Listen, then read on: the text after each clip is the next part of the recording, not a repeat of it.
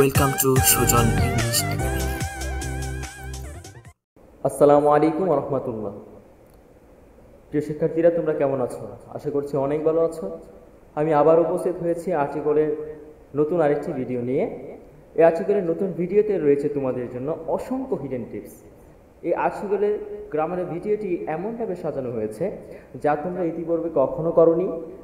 আর আমার নিয়মগুলো তুমি যদি ইনশাল্লাহ ফলো করতে পারো, দেন আমি বলতে পারবো you are the boss in article. Okay, so Sujan English একাডেমির আয়োজনে এখন থেকে প্রতিটি ক্লাসের শুরুতে থাকবে দুটি ধারাবাহিক নীতিবাক্য। আর সেই সুবাদেই তোমরা স্ক্রিনে দেখতে পাচ্ছ দুটি নীতিবাক্য এখানে দেওয়া রয়েছে। প্রথম নীতিবাক্যটি হচ্ছে অপদার্থ যেখান থেকে শুরু করে সেখানেই ফিরে আসে। A bad penny always turns up. দ্বিতীয় বাক্যটি হচ্ছে নাচতে না জানলে উঠোন বাঁকা। A bad workman quarrels with his tools. So চলো আর বেশি কথা না বাড়িয়ে আমাদের গুরুত্বপূর্ণ ক্লাসে ঢুকে যাই। So let's get started our class. প্রিয় শিক্ষার্থী বন্ধুরা, তোমরা স্ক্রিনে দেখতে পাচ্ছ আমাদের আজকের সবচেয়ে গুরুত্বপূর্ণ যে বিষয়টি রয়েছে সেটির নাম হচ্ছে আর্টিকলস। সো এর আগে আমি বলে নিই, তোমরা যদি আমার সাথে থাকো, so please subscribe my channel and click the bell icon and invite your friends. Okay, so article কি? অর্থাৎ যে সকল ওয়ার্ড দ্বারা নির্দিষ্ট বা অনির্দিষ্ট কোনো ব্যক্তি, বস্তু, প্রাণী, সংখ্যা, প্রজাতিকে বোঝায় তাকেই কিন্তু আর্টিকেলস বলে। প্রিয় শিক্ষার্থী বন্ধুরা, আমি যদি তোমাদের একটি প্রশ্ন করি, তোমরা বলো তো আর্টিকেল কিসের উপর ডিপেন্ড করে বা আর্টিকেল কি দিয়ে গঠিত হয়? আর্টিকেল গঠিত হয় দুটি বিষয় দ্বারা, সেটি হচ্ছে নাউন এবং অ্যাডজেক্টিভ দ্বারা।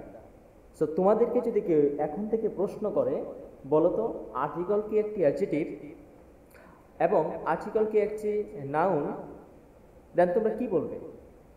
হ্যাঁ প্রিয় শিক্ষার্থীরা, আজকের পর থেকে তোমরা এটাই বলবে, হ্যাঁ ইয়েস, আর্টিকেল হচ্ছে একটা নাউন এবং আর্টিকেল হচ্ছে একটা অ্যাডজেক্টিভ। সো সাধারণ অর্থে এ এন দি এর ব্যবহারকে আমরা বলে থাকি আর্টিকেল। আর এই আর্টিকেল হচ্ছে দুই প্রকার, ইনডিফিনিট আর্টিকেল যাকে আমরা বলছি অনির্দিষ্ট আর্টিকেল, আরেকটা হচ্ছে ডেফিনিট আর্টিকেল যাকে আমরা বলছি নির্দিষ্ট আর্টিকেল। ইনডিফিনিট আর্টিকেল কাকে বলে?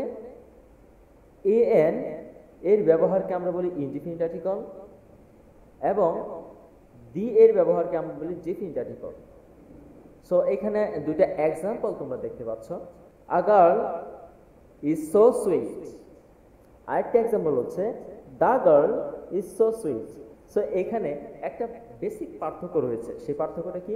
প্রথম সেন্টেন্সে আমি গার্লটিকে অনির্দিষ্টভাবে আমি ইন্ডিকেট করেছি, আর দ্বিতীয় সেন্টেন্সে আমি গার্লটিকেই নির্দিষ্টভাবে আমি ইন্ডিকেট করেছি, যার কারণে একটাকে আমরা বলছি ইনডিফিনিট আর্টিকেল এবং আরেকটাকে আমরা বলছি ডেফিনিট আর্টিকেল।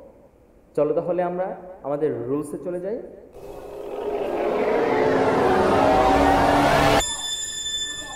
এই হচ্ছে তোমাদের গুরুত্বপূর্ণ আর্টিকেল, অর্থাৎ uses of article a and an, অর্থাৎ এ অ্যান এর ব্যবহার আজকে আমরা দেখব। সো তোমাদেরকে আমি একটা প্রশ্ন করব, বলো তো এ অ্যান কি শুধুমাত্র একটি মাত্র ব্যক্তি, বস্তু, প্রাণীর ক্ষেত্রেই বসে, নাকি সেটা কোনো একটা প্রজাতিকে বোঝায়? এ অ্যান কখনোই একটি মাত্র বিষয়বস্তুর সঙ্গে বসে না, অর্থাৎ এ অ্যান কেবলমাত্র বসবে কোনো একটা প্রজাতি বা কোনো একটা জাতিকে বোঝাতে। তুমি বিষয়টা খেয়াল করো, আমরা যখন বলি ক্যাট, বেড়ালের কথা যখন আমরা বলছি, তুমি এখানে কি করছো? অ্যান্সারটা এ করছো। কেন এ করছো? এই কারণে আমরা এ করছি। অনেকেই বলছে এখানে একটি মাত্র বিড়ালকে বোঝানো হয়েছে। আসলে কি এখানে একটি মাত্র বিড়ালকে বোঝানো হচ্ছে? এই যে একটা কনসেপ্ট আমাদের ভিতরে ঢুকে আছে, এই কনসেপ্টের কারণে কিন্তু আমরা ফুল মার্কস অর্জন করতে কখনোই পারি না।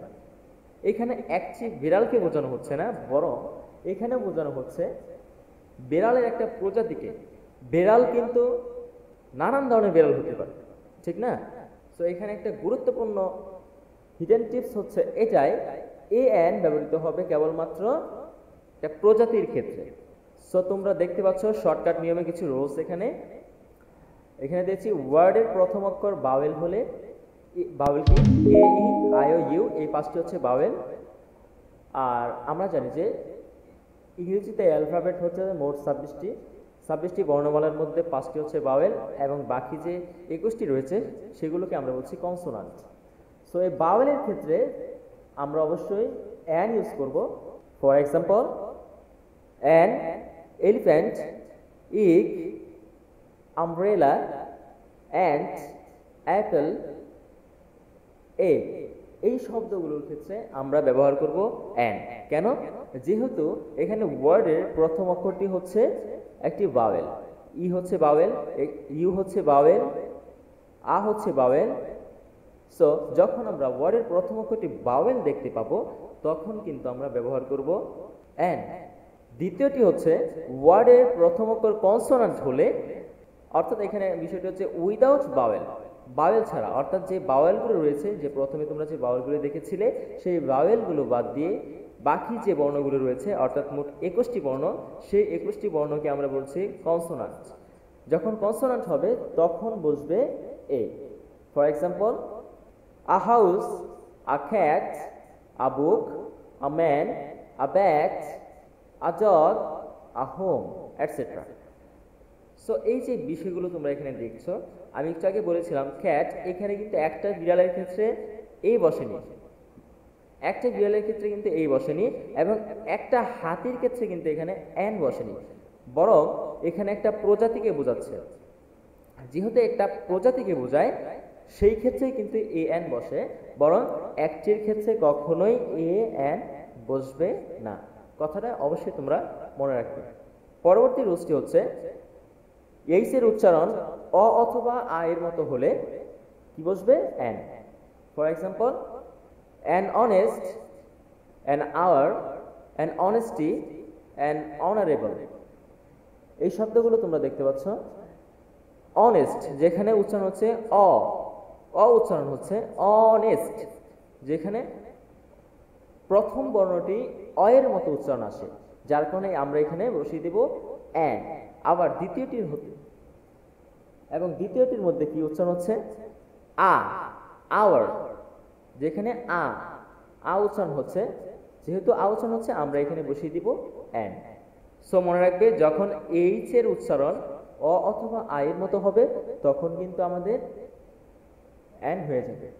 সো তোমরা কিন্তু এখানে একটা বিষয় দেখতে পাচ্ছ, ও ইউ এবং ওয়ান, বিষয়টা কি? সো মনে রাখবে প্রিয় শিক্ষার্থী বন্ধুরা, যখন ও ইউ এবং ও এন থাকবে তখন কিন্তু এর উচ্চারণ কিছু ব্যতিক্রম হয়। যেমন তোমরা অনেস্ট এর উচ্চারণটি দেখতে পাচ্ছ, এর এইচ এর পর ও এন রয়েছে, এইচ এর পর এখানে ও এন রয়েছে, আর আবার এখানে এইচ এর পর ও ইউ রয়েছে। এইচ এর পর যদি ও এন থাকে তাহলে সেটা অ উচ্চারণ হবে, এবং এইচ এর পর যখন ও ইউ থাকবে তখন সেটা আ উচ্চারণ হবে। এটা হচ্ছে এখানে হিডেন ট্রিক্স। আবার দেখো, এইচ এর উচ্চারণ হয়ের মতো যখন হবে তখন কিন্তু আমরা বসাবো a. For example, a head, a horse, a home, a headmaster, a hot. এইখানে কিন্তু এইচ এর পর ও ইউ নেই বা ও এন নেই। তো যেহেতু এখানে ও ইউ নেই বা ও এন নেই, তাহলে সেটা এইচ এর, অর্থাৎ এইচ এর উচ্চারণ কখনোই অ বা আয়ের মতো হতেই পারে না। যেহেতু অ বা আয়ের মতো হতেই পারে না, সো এখানে অবশ্যই আমরা অনায়াসে চোখ বন্ধ করে কিন্তু এ বসিয়ে দেব। ওকে, সো আমি তোমাদের কাছ থেকে বিদায় নেওয়ার পূর্বে আমি শেষ আরেকটা কথাই বলছি, আমার ভিডিওটি যদি তোমাদের কাছে অল্পখানি বা একটুখানি ভালো লেগে থাকে, please subscribe my channel and click the bell icon and invite your friends. Okay? So প্রিয় শিক্ষার্থীরা, পরবর্তী ভিডিওটি দেখার আমন্ত্রণ জানিয়ে আমি আজকের মতো তোমাদের কাছ থেকে বিদায় নিচ্ছি। সেই পর্যন্ত তোমরা সুস্থ থেকো, ভালো থেকো। Till then take care, tata, bye by.